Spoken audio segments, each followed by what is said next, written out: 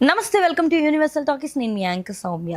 నా సావు నేను సస్తా నీకెందుకు అనే ఒక్క డైలాగ్తో ఫేమస్ అయిన ఆయన తర్వాత మళ్ళీ తిరిగి అసలు వెనక్కి తిరిగి చూసుకోలేదు. ఎందుకంటే కంటిన్యూగా సినిమాలతో అది హిట్ అయినా ఫ్లాప్ అయినా సంబంధం లేకుండా కామెడీ హీరోగా, అలాగే ఫ్యామిలీ ఆడియన్స్ని మెప్పించే హీరోగా మంచి గుర్తింపు సంపాదించుకున్నారు ప్రియదర్శి. సో ఆయన కాంబినేషన్లో రీసెంట్గా వచ్చిన కోట్ అయి ఉండొచ్చు, మిత్రుల మండలి అయి ఉండొచ్చు, అండ్ బ్లాక్ బస్టర్ హిట్ అందుకొని నేషనల్ అవార్డుని కూడా సొంతం చేసుకున్న బలగం అయి ఉండొచ్చు. ఇలా రకరకాల కోణాల్లో అసలు ఒక సినిమాకి ఇంకో సినిమాకి సంబంధం లేకుండా కథలను అయితే ఎంచుకుంటూ వెళ్తున్నారు ప్రియదర్శి.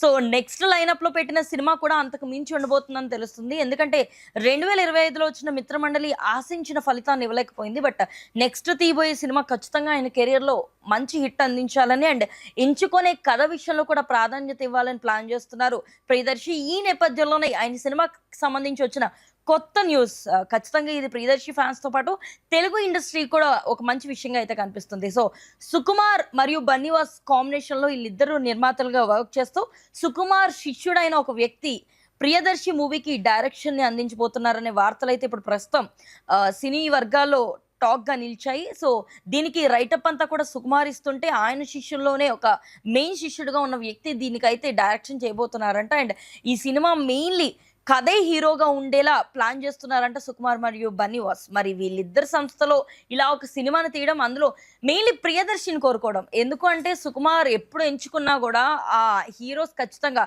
హై అగ్రస్థానంలో ఉన్న వాళ్ళు టైర్ 1 హీరోస్ని ఎంచుకుంటూ ఉంటాడు. అలాంటిది ఇప్పుడు టైర్ 3 హీరోగా ఉన్న ప్రియదర్శి ఈ సినిమాతో ఖచ్చితంగా నెక్స్ట్ లెవెల్కి వెళ్తాడని మాత్రం వార్తలు అయితే వినిపిస్తున్నాయి. మరి ఈ సినిమాలో ఎంతవరకు నిజం ఉంది, ఇది ఎప్పుడు పట్టాలెక్కుతుంది, కథ ఎలా ఉండబోతుంది అన్న విషయాలు తెలియాలంటే కొంతకాలం వేచి చూడాల్సిందే. ఇప్పటిదాకా మీరు ప్రియదర్శి కెరియర్ చూసిన సినిమాలో మీ ఫేవరెట్ ఏది, అలాగే రాబోతున్న ఈ సుకుమార్ సినిమా ఎలా ఉంటుందని మీరు అనుకుంటున్నారన్నది కామెంట్ సెక్షన్లో తెలియజేయండి. సో మరిన్ని అప్డేట్స్ కోసం యూనివర్సల్ టాకీస్ని ఫాలో అవ్వండి.